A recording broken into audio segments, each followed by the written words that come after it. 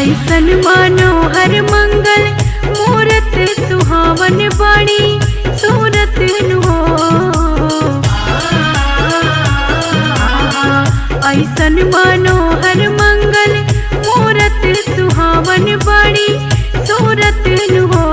राजा जी करे तराहल जरूरत मुहूर्त खूबसूरत हो। राजा जी करे तराहल जरूरत मुहूर्त खूबसूरत हो।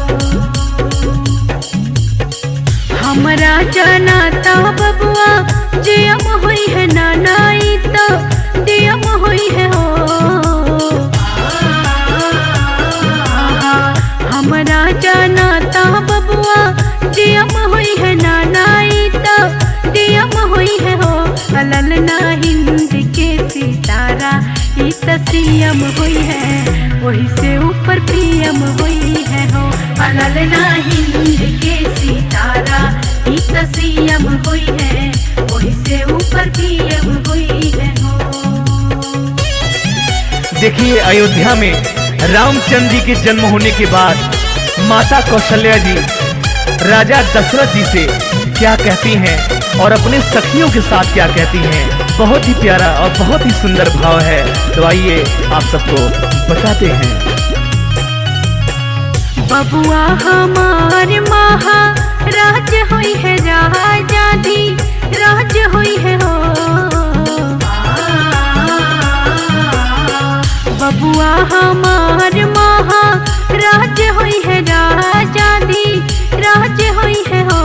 ललना धातु में हीरा पुखराज हुई है सिरवा के ताज हुई है हो। ललना धातु में हीरा पुखराज हुई है सिरवा के ताज हुई है हो। ऐसन मनोहर मंगल मूरत सुहावन बड़ी सूरत हो।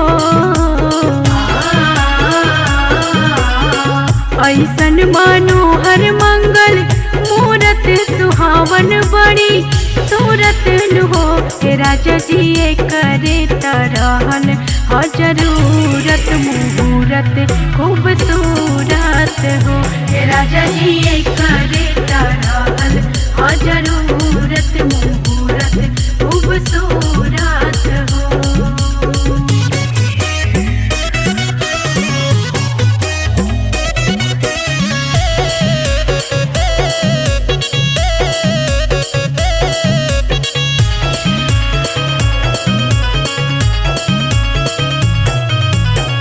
मुनि बाबा ऐसन बबुआ ज्ञानी हुई है राजा जी ऐसन दानी हुई है हो। मुनि बाबा ऐसन बबुआ ज्ञानी हुई है राजा ऐसन दानी हुई है हो।